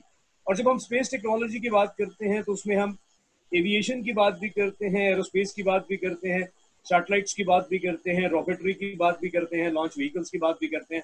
So we are specialised in this thing. So if someone has an interest in the space industry, I'm not talking about only the aerospace, in the space industry, then he or she can contribute by joining any program. It can be the mathematics, physics, space science, computer science, remote sensing and GIS, mechanical, electrical, avionics, aerospace, any program they can join, and finally they can end up in contributing in the space technology. यहाँ पर एक सवाल doctor Salma हमारे साथ हैं। Doctor Salma, सिर्फ मुझे ये बताइए कि आईएसटी का जो मैथमेटिक्स डिपार्टमेंट है और आईएसटी जो अभी बैचलर्स ऑफ मैथमेटिक्स जो लॉन्च किया हुआ है, जो पिछले साल लॉन्च हुआ था, इस दफा उसका सेकंड बैच आ रहा है, इस प्रोग्राम की स्पेशलिटी क्या है? पाकिस्तान में और कौन सी जगह है जहाँ पे specialised bachelors of science in mathematics हो रहा है, और अगर वहाँ हो रहा है तो हमारा मैथमेटिक्स किस तरह से डिफरेंट है? जी सर, मैं सबसे पहले तो ये कहना चाहूँगी कि बीएस मैथमेटिक्स जो है वो और यूनिवर्सिटी भी ऑफर कर रही हैं, लेकिन हमारा जो आईएसटी में हम बीएस मैथमेटिक्स ऑफर कर रहे हैं, इसमें सबसे ज़्यादा इम्पोर्टेंट ये है कि जितनी भी हमारी फैकल्टी है वो हाईली क्वालिफाइड है। हमारे फैकल्टी मेंबर 15 है, out of 15 11 are PhD faculty members. तो हाईली जो है फैकल्टी जो है वो हाईली क्वालिफाइड है। और दूसरा जो हम जितनी भी हमारे कोर्स कंटेंट्स हैं और कोर्सेज हम पढ़ाते हैं वो सारे अप्लाइड रिसर्च और स्टडी से रिलेट करते हैं। वो हम उसको रिलेट करते हैं, इंजीनियरिंग से भी रिलेट करते हैं, हम उनको स्पेस से भी रिलेट करते हैं, हम उनको फिजिक्स से भी रिलेट करते हैं। तो जितनी भी हमारी स्टडीज हैं वो अप्लाइड स्टडी है, और उसको बाकी कंटेंट्स को भी हम साथ स्टडी कर रहे होते हैं, इंजीनियरिंग को भी और बाकी साइंसेस को भी। तो इसलिए हम ये कह सकते हैं कि हमारे जो IST ऑफर कर रहा है BS, वो तमाम यूनिवर्सिटी से इस तरह से डिफरेंट है कि हमारे अप्लाइड स्टडी हम यहाँ पे ऑफर कर रहे हैं as compare to theoretical study. Thank you. यही जो बात जैसे हमने पहले लिंक की थी कि हमारे बहुत सारे प्रोग्राम्स जो हैं वो somehow they are linked with space technology, और डॉक्टर सलमा ने बहुत ज़बरदस्त बात की कि हमारा जो मैथमेटिक्स है, हमारा जो फिजिक्स है, जो हमारा स्पेस साइंस है, या जो हमारे कंप्यूटर साइंस, जो साइंसेस के प्रोग्राम्स हैं, वो बाकी जगहों से इसलिए मुख्तलिफ हैं कि दे आर अप्लाइड वर्जन्स। बहुत सारी जगहों पे थ्योरेटिकल साइड पे बहुत सारा काम होता है, लेकिन हमारा ऑब्जेक्टिव ये है कि जो लोग इन साइंसेस के सब्जेक्ट्स में भी बैचलर्स या मास्टर्स करके बाहर आए, वो फिर प्रैक्टिकल इंडस्ट्री का पार्ट बने। डॉक्टर अंजुम, आपका बहुत ज़्यादा एक्सपीरियंस है R&D में भी और टीचिंग में भी। सर ये बताइए कि ये मैथमेटिक्स और फिजिक्स पे हम बहुत सारी बातें करते चले आ रहे हैं, लेकिन मैं आपसे सुनना चाहूँगा कि मैथमेटिक्स, फिजिक्स, स्पेस साइंस और कंप्यूटर साइंस, ये जो साइंसेस के सब्जेक्ट्स हैं, including this remote sensing and GIS, how they are linked and how they are important related with the practical or the applied areas? उसूलन तो engineering math से पहले पढ़ाना ऐसे ही है जैसे कि putting the cart before the horse. तो ये तो बेसिक चीज है। दूसरी चीज ये कि अब आपका सवाल कि किसी भी एक अच्छे रिसर्च ग्रुप में हमें स्पेशलाइज इन मैथमेटिक्स और खुसूसन in statistics, specialise in statistics बंदा क्यों चाहिए? तो स्टैटिस्टिक्स जो है वो सिर्फ ये नहीं है कि जो काम हो रहे हैं उनकी गिनती कितनी है। अगर फर्ज करें कि एक घर में 3 लोग आम खाते हैं और 4 लोग सेब खाते हैं, तो प्रोबेबिलिटी ये नहीं है कि कितने % आम खा रहे हैं, प्रोबेबिलिटी ये कि इस कंडीशन में अगले साल कितने आम खाएंगे। तो स्टैटिस्टिक्स जो है वो प्रेडिक्शन है, वो आने वाले वक्त की प्रेडिक्शन है, फ्यूचर प्लानिंग है। इसलिए डाटा इज वेरी कीमती। डाटा जो है वो सबसे कीमती चीज है। जितना डाटा सच्चा होगा उतनी आपकी प्लानिंग सच्ची होगी। तो किसी भी अच्छे रिसर्च ग्रुप में सॉलिड साइंसेस के बंदों का होना एक बहुत ही स्ट्रांग सपोर्ट है। किसी भी अच्छे ग्रुप में एक अच्छा मैकेनिकल इंजीनियर किसी के मुकाबले में भी उस जैसे 10 मिल सकते हैं। एक अच्छा मेटलर्जिस्ट वैसे 10 मिल सकते हैं। लेकिन एक अच्छा मैकेनिकल, एक अच्छा मेटलर्जिस्ट, एक अच्छा मैथमेटिशियन, इन 3 के ग्रुप को मैच करना किसी और ग्रुप के लिए आसान नहीं है। तो मेरा एक्सपीरियंस तो यही है कि प्रोजेक्ट्स कामयाब उसी वक्त होते हैं जब उसमें मल्टी डिसिप्लिनरी लोग होते हैं उसके अंदर, जो मुख्तलिफ एस्पेक्ट्स को उस प्रोजेक्ट की देख रहे होते हैं। ये तो आपके सवाल का इसका जवाब था। एक सवाल आपका और था जिसका मैं जवाब अगर इजाजत दें तो एक जुमला और बोल दूं। वो ये कि IST का मटेरियल साइंस डिफरेंट है बाकी मटेरियल साइंस के डिपार्टमेंट से, अगेन एरोस्पेस के रेफरेंस से। तो एरोस्पेस को हम देख कर रहे हैं इस वक्त मिडिल ईस्ट और फार ईस्ट की जो प्रेडिक्शन है कि फ्यूचर एयर ट्रैफिकिंग कितनी बढ़ेगी, वो ऑलमोस्ट 5 to 6% पर एनम है। जो मिडिल क्लास है वो इन मुल्कों में इस काबिल हो रही है कि अब वो हवाई जहाज से सफर करे। तो एयर ट्रैफिकिंग का जो बढ़ना है, it will create new job opportunities for those who are well versed in fields with specialization in aerospace. तो चाहे वो material science with specialisation in aerospace हो, जो कि हमारे यहाँ है। हमारे यहाँ एरोस्पेस मटेरियल्स जो है वो हर सब्जेक्ट में पढ़ाए जाते हैं, और अब अंडर ग्रेड और पोस्ट ग्रेड दोनों में एरोस्पेस मटेरियल्स के स्पेसिफिक सब्जेक्ट्स मौजूद हैं। तो वी आर मतलब tailor towards aerospace engineering. Doctor Atiq, ये बताइए कि remote sensing and GIS Karachi में कुछ और जगह पर भी हो रहा है। और आप लोग जो ये इस दफ़ा IST first time BS remote sensing and GIS launch कर रहा है, इस प्रोग्राम की स्पेशलिटी क्या है और आप लोगों को क्या कहना चाहेंगे कि why they should join the Karachi campus और this NCRG for this remote sensing and GIS programme? Why they should not go to something like simple computer science, physics or maths? मतलब रिमोट सेंसिंग और GIS में क्यों आ जाए? क्योंकि ये भी एक साइंस की डिग्री है, इंजीनियरिंग की डिग्री तो है नहीं। जी मैडम, अच्छा ये देखिए, ये एक चीज मैं तो अच्छी बता दूं आपको, एक अच्छी चीज बता रहा हूँ कि जो BS रिमोट सेंसिंग इन GIS है, ये इस रीजन में, अगर हम सदर्न रीजन में देखें पाकिस्तान के, तो ये फर्स्ट डिग्री है जो IST ऑफर कर रही है। अभी तक किसी यूनिवर्सिटी और किसी कॉलेज में ये डिग्री ऑफर नहीं की गई है। तो ये फर्स्ट डिग्री है जो BS remote sensing and geoinformatics sciences में है। ये अभी IST इसको फर्स्ट टाइम इंट्रोड्यूस करा रहा है। दूसरे सवाल की तरफ आ जाते हैं कि इसमें बहुत सारी स्पेशलिटीज जो हैं, इसमें आपकी सर्वेइंग है, एनालिसिस है, और आपकी हमारे पास जो इस्टेब्लिश लैब्स हैंगी और हाई फैकल्टीज हैंगी जो कि अपने अपनी फील्ड में एक्सपर्ट्स हैं, रिमोट सेंसिंग की, GIS की और इवन GPS की। तो ये सारी कॉम्बिनेशन जो हैं, जो 3S टेक्नोलॉजीज बनी, तो इसके हवाले से जब स्टूडेंट्स जो हमारे पास BS के आएंगे, हम जो हमारे पास इंडस्ट्री से डिमांड्स आ रही हैं कि हमें जो इस लेवल, इस चीज़ के लिए लोग चाहिए, तो हम उनको इसी हिसाब से हमने इसके जो इसका करिकुलम है जो HEC के साथ मिलकर डेवलप किया था, इसमें IST ने बड़ा अहम रोल प्ले किया था जब इसका करिकुलम डेवलप किया जा रहा था रिमोट सेंसिंग और GIS के हवाले से। तो NCRG और IST ने इसके अंदर इम्पोर्टेंट रोल प्ले किया था, और इसके अंदर वही कोर्सेज डिज़ाइन किए गए हैं जो प्रैक्टिकल हैं, जो प्रैक्टिकल कोर्सेज हैं। यानी आप एक तरह से देखें कि उसमें जो थ्योरेटिकल पार्ट्स भी हैं लेकिन प्रैक्टिकल पार्ट ज़्यादा है। तो जब बंदा ग्रेजुएट करके निकलेगा तो वो सेल्फ अपना एक्सपर्ट होगा उस फील्ड में, रिमोट सेंसिंग और GIS की।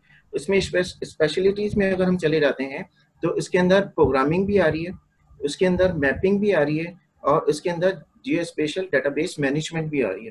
ठीक है, इसके अलावा हम इसको अर्बन प्लानिंग में भी पढ़ा रहे हैं। तो इसमें आप अगर देखें तो इसमें मल्टी डिसिप्लिनरी लोग आ रहे होंगे और मुख्तलिफ डिफरेंट फील्ड्स में, मल्टी डिसिप्लिनरी फील्ड में उनके लिए जॉब्स अवेलेबल होंगी।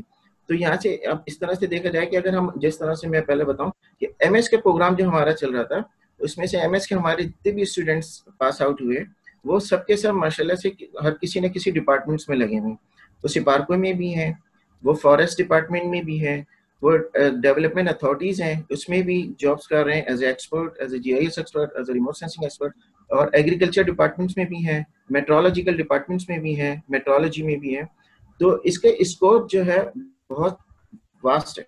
ठीक है, तो मैं ये कहना चाहूँगा स्टूडेंट से कि जो स्टूडेंट्स इसमें अप्लाई करने की कर रहे हैं, अप्लाई करना चाहते हैं, उनके लिए एक तो ये कि वो लर्न करेंगे नई टेक्नोलॉजी, ठीक है, जो कि दुनिया में भी मानी जाती है, और उसको प्रैक्टिकल सूरत में वो सीखेंगे। कुछ हमारे पास लेटेस्ट सॉफ्टवेयर है, लेटेस्ट इक्विपमेंट है, उसकी बेसिस पे वो सारी चीज़ें सीख रहे होंगे। जब वो अपनी इंडस्ट्री में जाएंगे, अपनी फील्ड्स में जाएंगे, तो वहाँ पे उनके पास जो है सारी एक्सपीरियंस अवेलेबल होगा, तो वहाँ पे उनको प्रॉब्लम्स नहीं आएंगे इंडस्ट्री में जाने के बाद।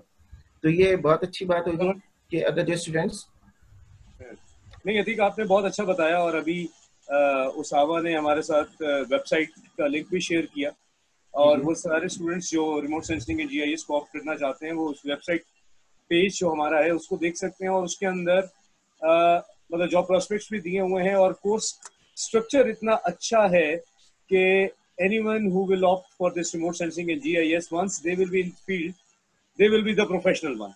मतलब उन्हें without going for the masters or PhD, even then they can get the job, a very good job, because doctor Atiq और इनके जो हेड ऑफ द डिपार्टमेंट हैं डॉक्टर जाहिर अली, इन लोगों ने इतना अच्छा प्रोग्राम डिज़ाइन किया है कि इसमें थ्योरेटिकल और साइंस के पार्ट के साथ साथ प्रैक्टिकल पार्ट भी बहुत ज़्यादा है। तो आई विश कि doctor Atiq this program will get more applicants and मुझे नहीं पता कि अभी इस्लामाबाद में ये क्यों नहीं शुरू हुआ प्रोग्राम. Otherwise ये इतना अच्छा प्रोग्राम है कि it should be started in Islamabad also because there are so many students who are asking about this. और डॉक्टर अतीक आपको मैं एक और चीज़ शेयर करूं कि during the last 15 days we got so many inquiries about some other programs at IST Karachi also. Doctor Anjum आपके लिए भी ये बात कि people want के ये जो मटेरियल्स का प्रोग्राम है, मैकेनिकल का है, एरो का है, कंप्यूटर साइंस का है, ये प्रोग्राम कराची कैंपस में भी होने चाहिए. तो एज यू डॉक्टर अंजुम आप एक सीनियर हैं, तो डू कंसिडर दिस थिंग कि ये वाले प्रोग्राम्स आप अपने सदर्न रीजन में कब लेके जा सकते हैं. और मैं आऊँगा डॉक्टर इसरार की तरफ. अब हमारे पास टाइम उसूलन 3 मिनट रह चुका है, लेकिन हम कुछ थोड़ा सा टाइम और ले लेंगे. कुछ हमारे पास सवाल है. डॉक्टर इसरार, इस वक्त स्टूडेंट्स को एक मसला ये पेश आ रहा है कि कुछ लोगों के पास जो खासतौर पे मास्टर्स में एडमिशन लेना चाहते हैं, उनके पास फाइनल सेमेस्टर का रिजल्ट नहीं है. तो क्या आप उन लोगों को एक्सेप्ट कर रहे हैं कि अगर वो अपने 7th सेमेस्टर का बैचलर्स का रिजल्ट अपलोड कर दें और उन्हें मास्टर्स में एडमिशन मिल सकता है प्रोविजनल? सर ऐसा हम एक्सेप्ट नहीं करते 7th सेमेस्टर का रिजल्ट. इन केस ऐसा होता है कि बहुत सारे बल्कि तमाम यूनिवर्सिटीज़ ने अपने अपने पोर्टल बनाए हुए हैं जहाँ पे अगर आप फिजिकली एक जगह यूनिवर्सिटी में जाकर रिजल्ट नहीं ले सकते या ट्रांसक्रिप्ट नहीं ले सकते. मैं IST की बात करूँ, माई IST बना हुआ है. अगर आपका रिजल्ट अनाउंस हो चुका है फाइनल BS का, तो वो रिजल्ट आपके माई IST के अंदर अवेलेबल है. आप वहाँ से वो वाला रिजल्ट जो है वो स्क्रीनशॉट लें या वहाँ से प्रिंट करें, अपने ऑनलाइन एडमिशन फॉर्म के साथ लगा दें. उसके अंदर आपका एक फाइनल CGPA होगा और हमें फाइनल CGPA मेरिट कैलकुलेशन के लिए चाहिए होता है, वो एक्सेप्टेबल होता है. एक्चुअली ये हमारी तरफ से रिस्ट्रिक्शन नहीं है, ये HEC की तरफ से एक रिस्ट्रिक्शन है. इसको मैं अगर आप मुझे 2 मिनट दे दें तो मैं आपको एक्सप्लेन कर दूँ. एंड पॉइंट आपको बता देता हूँ जहाँ पे बहुत ज़्यादा प्रॉब्लम आएगा. अभी बच्चे ये समझते नहीं है कि हम प्रोविजनल एडमिशन क्यों नहीं देते, हमारी डिग्री कंप्लीट हो जाएगी. जब आप HEC में अटेस्टेशन के लिए अप्लाई करते हैं तो ऑनलाइन आप वहाँ पे फॉर्म फिल करते हैं. वो ऑनलाइन फॉर्म के अंदर इसके पीछे एक पूरा PQR सिस्टम है जो HEC ने डेवलप किया और HEC ने स्ट्रांगली कंडेम किया है कि 2 डिग्रीज आप पैरेलल में नहीं कर सकते. जब आप उस ऑनलाइन फॉर्म के अंदर अटेस्टेशन के लिए अप्लाई करते हैं तो वो आपसे डिग्री स्टार और डिग्री कंप्लीशन डेट मांगता है. फॉर एग्जांपल आपकी PMS की डिग्री कंप्लीट नहीं हुई है और आपने आगे PhD शुरू कर दी है. आपकी डिग्री कंप्लीट हुई है नवंबर में, आपने सितंबर में शुरू कर दी. वहाँ पे सिस्टम आपकी ये वाली डेट्स एक्सेप्ट ही नहीं करेगा.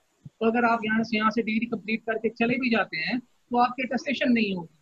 वहाँ पे आप खुद भी फंसेंगे और यूनिवर्सिटी भी जो है वो भी एलिजिबिलिटी क्राइटेरिया जो स्ट्रिक्टली HEC ने कहा हुआ है फॉलो करें उसे, उसको भी हम बाईपास करने में मुजरिम होते हैं.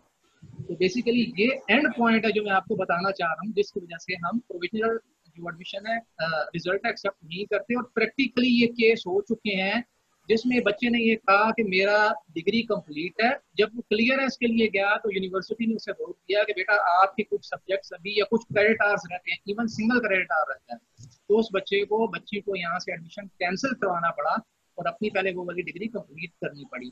तो इस पॉइंट ऑफ व्यू से अगर आपकी डिग्री कंप्लीट है और आपके पोर्टल के ऊपर यूनिवर्सिटी ने अनऑफिशियल भी रिजल्ट दिया हुआ है और उसके अंदर एक सेंटेंस लिखा हुआ है डिग्री कंप्लीटेड, तो हम वो एक्सेप्ट कर लेंगे. ट्रांसक्रिप्ट आप बेशक बाद में दे दें सर. ठीक है. मुझे मतलब जो मैंने समझा, एक तो ये कि वो बाद में जाके HEC में प्रॉब्लम हो सकता है, लेकिन इस वक्त हमारी तरफ से ये है कि अगर हमें आपको किसी भी स्टूडेंट के 7th सेमेस्टर का CGPA मिल जाए, क्योंकि हमें ये पता है कि 8th सेमेस्टर तो अभी चल रहा है, उसके ना एग्जाम हुए हैं ना रिजल्ट आए हैं, तो 7th सेमेस्टर के CGPA को अगर आप अपलोड कर दें तो हम एडमिशन दे सकते हैं. बाकी बहुत सारे लोगों के ये सवाल हैं कि मैंने ये किया और अब मैं इस फील्ड में जाना. सर करेक्शन करना चाहूँगा. अर्ज ये है कि सर 7th सेमेस्टर का रिजल्ट नहीं, क्वेश्चन ये है कि मेरी डिग्री कंप्लीट हो चुकी है जो अभी शेयर किया गया या मेरे पास जो ईमेल्स आई हैं, हमारी डिग्री कंप्लीट हो चुकी है, कोविड की वजह से यूनिवर्सिटी बंद है, फाइनल ट्रांसक्रिप्ट इशू नहीं हो पा रही. उसमें मैं रिप्लाई ये करता हूँ कि बेटा आप पोर्टल पे जाए. यूनिवर्सिटी ने हर यूनिवर्सिटी ने तकरीबन अपना पोर्टल बनाया हुआ है. ठीक है. फॉर एग्जाम्पल IST ने बनाया हुआ है. वहाँ पे आपका रिजल्ट इंटीमेशन आई होती है फाइनल. आपकी डिग्री कंप्लीशन का स्टेटस लास्ट सेमेस्टर के रिजल्ट वहाँ पे आया होता है. आप वही लास्ट सेमेस्टर के रिजल्ट वहाँ से लें, उसके अंदर ये लिखा होता है कि आपकी डिग्री रिक्वायरमेंट्स आर कंप्लीटेड. आप फॉर्म के साथ अपलोड कर दें, हमें आपका फाइनल CGPA पता लग जाएगा और ये पता लग जाएगा कि हाँ आपकी डिग्री कंप्लीट है। इन एनवायरनमेंट की वजह से आपको जो है वो ट्रांसक्रिप्ट नहीं मिल रही, वो बाद में आप बेशक दे दें, लेकिन डिग्री कंप्लीशन होना वो जरूरी है। ठीक है, इसके अलावा हमारे पास बहुत सारे सवाल इस किस्म के आते हैं कि जी मैंने मास्टर्स इसमें किया और अब मैं PhD इसमें करना चाहता हूँ, मैंने बैचलर्स इसमें किया और मास्टर्स में इसमें करना चाहता हूँ। तो उन तमाम लोगों के लिए एक हमारे पोर्टल पे, हमारे वेबसाइट पे हर डिपार्टमेंट का एक एलिजिबिलिटी क्राइटेरिया है और वो एलिजिबिलिटी क्राइटेरिया अप्रूव हुआ होता है HEC से, क्योंकि कोई भी मास्टर्स प्रोग्राम HEC के अप्रूवल के बगैर लॉन्च नहीं होता, और जब HEC से आप अप्रूवल लेते हैं तो उसमें एक एलिजिबिलिटी क्राइटेरिया अप्रूव होता है। लिहाजा जितने भी लोग इसको देख रहे हैं उनके लिए सिर्फ ये है कि हमारी वेबसाइट को विजिट करें, उस पर आपको हर डिपार्टमेंट के मास्टर्स और PhD का एलिजिबिलिटी क्राइटेरिया मिल जाएगा। एक सवाल और हमें नजर आ रहा है स्क्रीन पे, वो कुछ इस तरीके से है कि बहुत सारे लोगों को फी स्ट्रक्चर की इंफॉर्मेशन चाहिए। तो एक मुख्तसर जवाब ये है कि IST की फ़ी बाकी यूनिवर्सिटी की फ़ी से बहुत कम है, लेकिन स्टिल वहाँ पर फ़ी है और वो अच्छी खासी है। उस फ़ी को देखने के लिए आप हमारी वेबसाइट पर जाइए और हर प्रोग्राम की फ़ी आपको नज़र आ जाएगी। और जैसे कि हमने पिछले सेशन में भी डिस्कस किया था कि हमारे साइंस प्रोग्राम्स की फ़ी निस्बतन बहुत कम है। कुछ लोग स्कॉलरशिप्स के बारे में पूछते हैं, तो हमारे बैचलर्स और मास्टर्स प्रोग्राम सब में स्कॉलरशिप्स हैं, और वो scholarships those are on the basis of the results of the first semester. We have merit scholarship, we have some sponsorships from the R&D organizations, we have the EHSAS program or the HEC need-based scholarships. बहुत सारे scholarships हर department के लिए अलहदा, लेकिन पहले semester के result के बाद, इससे पहले कोई स्कॉलरशिप नहीं। इसके अलावा एक और चीज बहुत सारे लोग ये पूछते हैं कि अगर आप परमिशन दे तो एक एडिशन कर दूं। जो आपने अभी बताया मेरिट स्कॉलरशिप्स का, वो जो अंडर ग्रेजुएट स्टूडेंट्स हैं उनको हम जो एडमिशन्स की बेस पे मेरिट बनता है उसकी बेसिस पे भी स्कॉलरशिप देते हैं। जो MS स्टूडेंट्स हैं उनका जो मेरिट स्कॉलरशिप्स हैं वो फर्स्ट सेमेस्टर की रिजल्ट की बेसिस पे स्टार्ट होते हैं, उनको एडमिशन की मेरिट की बेसिस पे जो है वो मेरिट स्कॉलरशिप नहीं मिलता। तो ये बेसिकली थोड़ा सा डिफरेंस है उसमें। जो BS के स्टूडेंट हैं, ईच प्रोग्राम ईच बैच को जो भी इंडक्ट होगा उसमें टॉप 6 जो स्टूडेंट्स होंगे एज पर जो रूल्स एंड रेगुलेशन है IST के, उनको मेरिट स्कॉलरशिप के लिए कंसिडर किया जाएगा और उनका केस प्रोसेस किया जाएगा और ये कंटिन्यू रहेगा। अगर आप ये भी बता दें डॉक्टर साहब, ये भी बता दें कि जो मेरिट स्कॉलरशिप आपने कहा कि हर प्रोग्राम में टॉप 6 को मिलता है, तो वो क्या परसेंटेज है कि 1 वाले को 100%, 2 वाले को कुछ इस तरह से है या क्या है? ऑफ कोर्स सर, इसमें परसेंटेज है। 1 to 6 मीन जो टॉप का स्टूडेंट होगा फर्स्ट नंबर पे, उसका 100% ट्यूशन फी वेवर है। ये अभी मैं BS की बात कर रहा हूँ। जो सेकंड पोजीशन पे होगा उसका 80% है। इसी तरह से 60%, 50%, 40% और 25-30% तक ये एक परसेंटेज है, इस तरह से रिड्यूस होती है। अगर हम MS के बारे में बात करें तो फर्स्ट सेमेस्टर के रिजल्ट के बाद उनको मिलना शुरू होता है। उसमें ये जो टॉप 2 स्टूडेंट्स होते हैं उनका 100% ट्यूशन फी वेवर होता है। उसके बाद जो नेक्स्ट 2 स्टूडेंट्स होते हैं उनका 50% ट्यूशन फी वेवर होता है, और उसके बाद जो नेक्स्ट 2 होते हैं उनका 25% ट्यूशन फी वेवर यहाँ से दिया जाता है। तो ये केस इस तरह से प्रोसेस किए जाते हैं सर। अच्छा डॉक्टर साहब, जब आप इतनी सारी इंफॉर्मेशन दे रहे हैं तो एक और इंफॉर्मेशन, हमसे बहुत सारे लोग ये पूछते हैं कि आपके यहाँ PhD का क्या प्रोसेस है, PhD एडमिशन का क्या प्रोसेस है। तो अगर आप हमें इस वक्त एक जनरलाइज्ड प्रोसेस बता दें कि what is the procedure for getting admission in the PhD programme, तो वो क्या है? सर जो मेरिट तो एक अलग चीज़ है। जो एलिजिबिलिटी क्राइटेरिया है उसमें अगर आप देखें तो जो एक जनरल स्टेटमेंट लिखी हुई होती है उसमें आपका MS MPhil या 18 ईयर्स ऑफ एजुकेशन होनी चाहिए with strong background and relevant discipline. तो रेलेवेंट डिसिप्लिन के अंदर आगे प्रेफरेबली भी दिए होते हैं। इन केस अगर आप समझते हैं कि आपने किसी ऐसी फील्ड में किया हुआ है जिस फील्ड के अंदर आप आगे PhD करना चाहते हैं, आप MS MPhil उससे रिलेटेड फील्ड के अंदर है, तो आप अप्लाई कर सकते हैं, उसमें रिस्ट्रिक्शन नहीं है। उसमें आपका एमफिल या जो इक्वलेंट डिग्री है 18 ईयर्स, उसके अंदर आपका 3 GPA आउट ऑफ 4 होना चाहिए। ये मिनिमम रिक्वायरमेंट है एज पर HEC। अगर आपने फॉरेन से कोई क्वालिफिकेशन की हुई है तो आपको उसकी इक्वलेंस जो है वो HEC से लेनी पड़ेगी, और that should be 18 years of education इसके इक्वलेंट होनी चाहिए। और वो एक प्रोसेस है जिसके थ्रू आपको HEC वो इक्वलेंस बना के देता है, उसी बेसिस पे आप अप्लाई कर सकते हैं। इसमें ऐसा नहीं होता कि हम स्ट्रेट फॉरवर्ड किसी की एप्लीकेशन रिजेक्ट कर दें, इसमें एक पूरा प्रोसेस फॉलो किया जाता है। वो एप्लीकेशन हम डिपार्टमेंट को फॉरवर्ड करते हैं, और डिपार्टमेंट के जो एक्सपर्ट्स होते हैं वो उसकी जो एप्लीकेशन है उसको डिटेल के अंदर देखते हैं, उसी के अंदर हम उससे रिसर्च प्रपोजल भी मांगते हैं, और वो उस रिसर्च प्रपोजल को भी स्टडी किया जाता है। और उसके बाद इन केस अगर डिपार्टमेंट ये समझता है कि यस इसका जो स्टडी बैकग्राउंड है और जो रिसर्च एरिया है इसका, वो हमारे डिपार्टमेंट के अंदर जो एक्सपर्ट्स हैं या जो फैकल्टी मेंबर हैं उनकी एक्सपर्टीज है वो उसको आगे लेके चल सकते हैं, तो उस जो कैंडिडेट है उसको कॉल की जाती है, उससे एक जो है इंटरव्यू किया जाता है, और इस इंटरव्यू के अंदर नॉर्मली उसका जो रिसर्च प्रपोजल होता है वही डिस्कस किया जाता है। और उसमें आगे प्रोसेस ये किया जाता है कि उसी वक्त उसको वहीं पे सुपरवाइजर भी एलोकेट किया जाता है, ताकि फर्स्ट डे से उसे क्लियर कर दिया जाए कि भाई आपका ये ट्रैक है, आप इस ट्रैक के ऊपर चलना है। उसी जो डॉक्यूमेंट होता है उसी वक्त उसके कोर्सेज भी डिफाइन कर दिए जाते हैं कि आपने ये वाले कोर्सेज इस सेमेस्टर के अंदर पढ़ने हैं। मीन टू से तो ये सिस्टम ऐसा है जिसमें फर्स्ट डे से अगर एक बच्चे को PhD के अंदर रखा जाता है तो सारी चीजें उसको क्लियर कर दी जाती हैं कि ये आपका ट्रैक है, इस ट्रैक पे आपने चलना है, और तब आप जो है वो अपनी डिग्री कंप्लीट कर सकते हैं। तो ये एक शॉर्ट सा मैंने आपको प्रोसेस बताया, तो ये फॉलो किया। ये भी शॉर्ट है, ये भी शॉर्ट था प्रोसेस। थैंक यू डॉक्टर इसरार। ये असल में इन सवालों को लिखना बहुत मुश्किल काम है, और उसके बाद इनको लिख के इनके जवाब देना भी बहुत मुश्किल काम है। ऑल्दो कि ये सारी चीजें अभी जब आप बात कर रहे थे तो ये हमारे वेबसाइट पे लिखी हुई हैं, लेकिन लिखने के बावजूद लोग ये सवाल पूछना चाहते हैं, और मैंने इसी वजह से ये आपसे सवाल पूछा कि कुछ लोगों को सुन के ज्यादा समझ आ जाती है। Sir, thanks to all of you people. We have exceeded 8 minutes.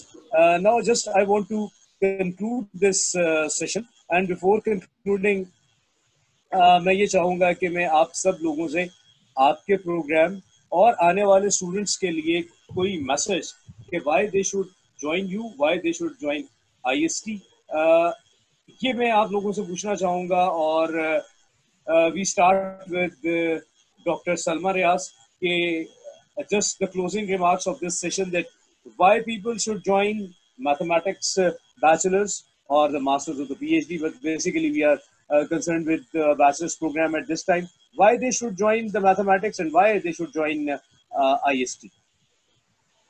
Sir, जैसे मैंने आपको पहले भी बताया कि हम जो है बेसिकली हम ये कहते हैं कि IST में जो हम मैथमेटिक्स BS मैथमेटिक्स ऑफर कर रहे हैं, ये है हमारे पास अप्लाइड जो है स्टडी है as compare to other universities.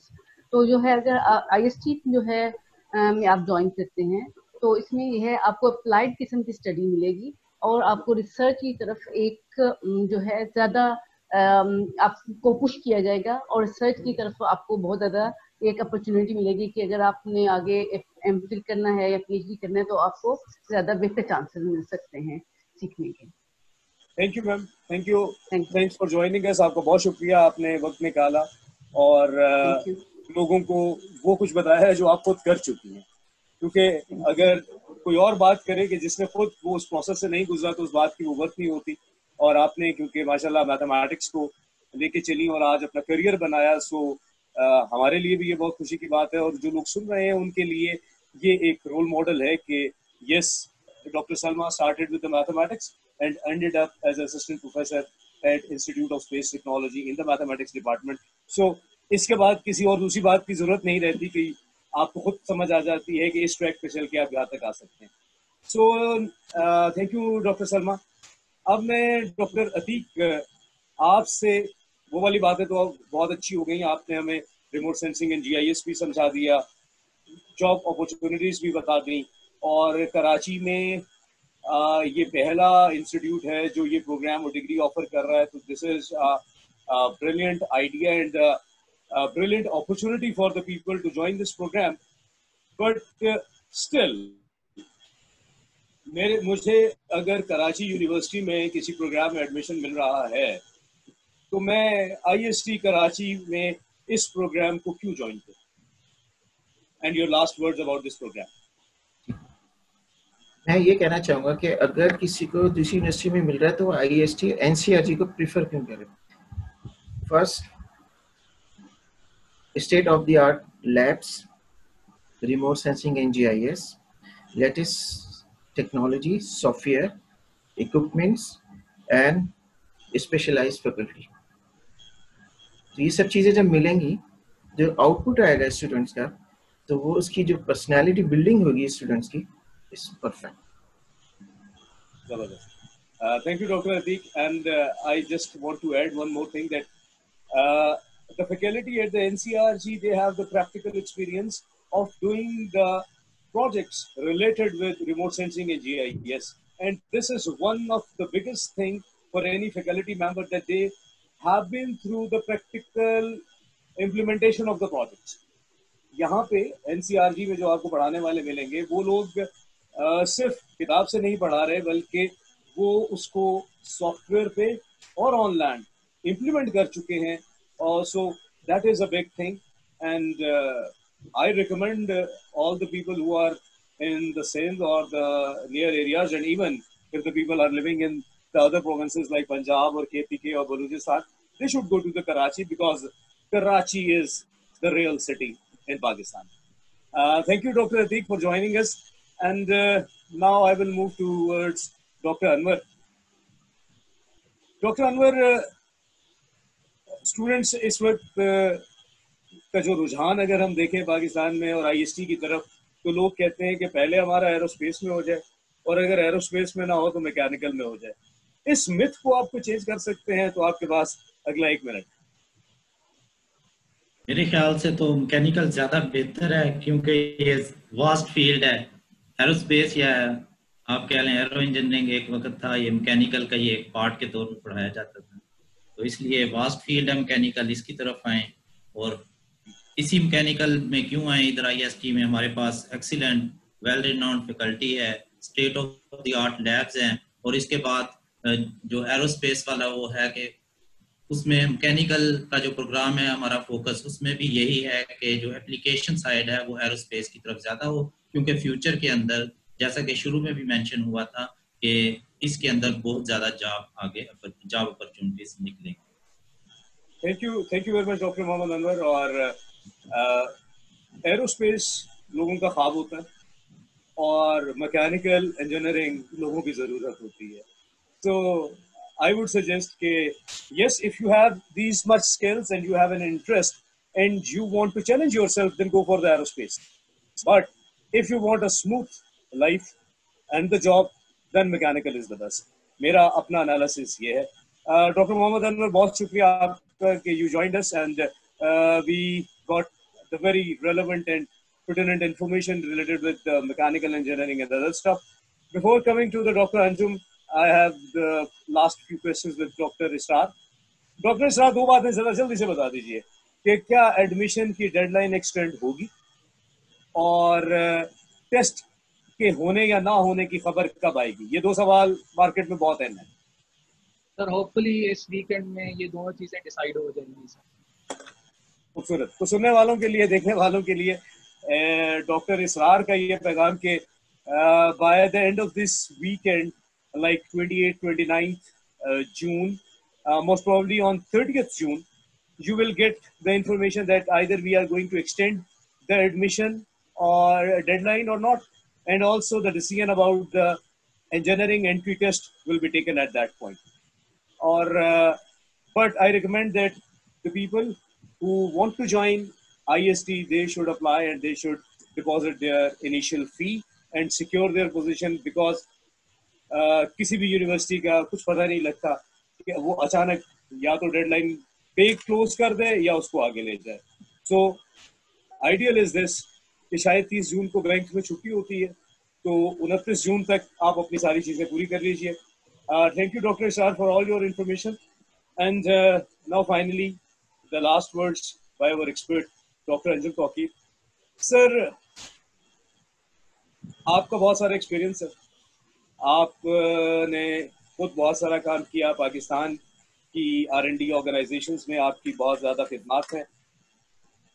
Sir, आजकल जब करियर चूज करना है, करियर चूज करते हुए आजकल के स्टूडेंट्स को सोचना और देखना क्या चाहिए, और उसी के पैरेलल इस वक्त हो सकता है कि हमारे साथ कुछ पेरेंट्स भी हों जो ये सुन रहे हों, क्योंकि इंजीनियरिंग या साइंसेस को चूज करना, किसी एक फील्ड को चूज करना, हम पाकिस्तान में normally and everywhere in the world, this is the choice, initial, the first step of the choice of the career. So you have an experience and you have been through all these things. तो sir, हम लोगों को बशमूल मेरे और बहुत सारे जो बच्चे हैं और उनके पेरेंट्स हैं, how you guide us to choose the career? Sir doctor साहब, ऐसा है कि ये बिल्कुल वैलिड सवाल है और बच्चों की फिक्र भी है। मतलब हमसे हमारे जमाने में जितनी कंसर्न होती थी आज उससे ज्यादा है, और हमारे जमाने में जितनी नॉलेज थी आज उससे ज्यादा है ड्यू टू इंटरनेट, कि वो तो इंटरनेट पे जाते हैं और उन्हें पता चल जाता है कि अपॉर्चुनिटीज कहाँ कहाँ हैं और किस किस्म की जॉब्स जो है वो किस कैरियर में अवेलेबल है। चुनने के लिए सबसे अहम चीज अपना इंटरेस्ट है, कि जहां बच्चों का इंटरेस्ट हो और जहां वो समझते हो एक्सेल कर सकते हैं वो उस फील्ड को चुने। वो अब ज़ाहिर मुझसे सवाल आपने मटेरियल साइंस के रेलेवेंस से और आईएसटी के रेलेवेंस से है, तो वाई मटेरियल साइंस और वाई आईएसटी? तो अगर उनका इंटरेस्ट हायर एजुकेशन में है कि किसी ऐसी जगह से वो किसी ऐसे जंपिंग बोर्ड पर आए जहां से कि उन्हें अपॉर्चुनिटी आसानी से मिल सके बाहर एडमिशन की, तो हमारी फैकल्टी में उन फील्ड्स में रिसर्च हो रही है जिनमें कि आजकल बाहर फंडिंग मौजूद है। और उसकी वजह यह है कि कुछ यंग प्रोफेसर्स ऐसे हैं हमारे जो कि अभी लेटली ही पीएचडी करके आए हैं और उनके लिंक्स भी बाहर हैं, उनके जॉइंट रिसर्च प्रोजेक्ट्स भी बाहर हो रहे हैं। अगर पाकिस्तान के अच्छे इदारों में काम करना चाहते हैं तो अगेन कि मटेरियल साइंस की जो रिसर्च फैसिलिटीज हैं और जो प्रोजेक्ट्स हैं वो इन्हीं इदारों से ट्रिकल डाउन हो रहे हैं हमारे पास। उन्हीं इदारों के जो प्रॉब्लम्स हैं वही ट्रिकल डाउन हो रहे हैं और रिसर्च फैसिलिटीज ऐसी हैं जो उनको हैंडल कर सकती हैं। हमारी बाज रिसर्च फैसिलिटीज पे वो बच्चे जो पाकिस्तान के और सूबों में पढ़ रहे हैं वो यहाँ आके अपने एक्सपेरिमेंट्स करते हैं। Scanning electron microscope is a good example. Pakistan के चारों सूबों से, गिलगित बल्तिस्तान, आजाद कश्मीर, इन सारी जगहों की यूनिवर्सिटीज से बच्चे आके और ये रिसर्च आईएसटी में कर रहे हैं। तो और हम इसको फोर्सी भी कर रहे हैं, हम ये फोर्सी कर रहे हैं कि हमारा रोल बढ़ेगा। तो अब लेट शायद इस साल से कुछ और अगले साल we are shifting to a new building with new facilities, expecting कि बच्चों का रुझान भी इस फील्ड में बढ़ेगा और रिसर्च फैसिलिटीज भी इस फील्ड में ऐड होंगी। बहुत शुक्रिया doctor Anjum Tauqeer. I am again thankful to Dr. Salma, Dr. Israr, Dr. Atiq, Dr. Anwar, and Dr. Anjum Tawqir, and my special thanks to Osama Ahmed, who is managing and coordinating all this event for the last 10 days, and also he is managing today. Just to end this session, I will end this session with the statement or the suggestion by Dr. Anjum Tawqir that only interest matters. If you have an interest in any field, either it is the electrical, mechanical, aerospace, avionics, either it's remote sensing in GIS, maths, physics, computer science, whatever it is, if you have an interest, you can excel. So whatever you choose at this point, choose it with your interest. And again, if you have interest in the two areas at this point, okay, choose one with the highest interest. And then even after that, you can pursue any other thing in the future. Because as we have discussed, our all departments, materials, mechanical, electrical, remote sensing and GIS, mathematics, physics, space science, they are all linked with the space technology. So maybe if you are not in the aerospace or not in the avionics, but still in the master's or in the PhD program, you will again go into the space technology or the space industry, because space industry is the bigger picture and the side pictures are the different departments. So with this, I'm thankful to all my experts, and we will meet next week with the third session of the Space Technology Rendezvous with some new topic. Thank you very much, and see you soon. And be connected with our Facebook page and all other social media to get the information, and to visit our website because everything is available there. Thank you very much, and Allah Hafiz. Allah Hafiz.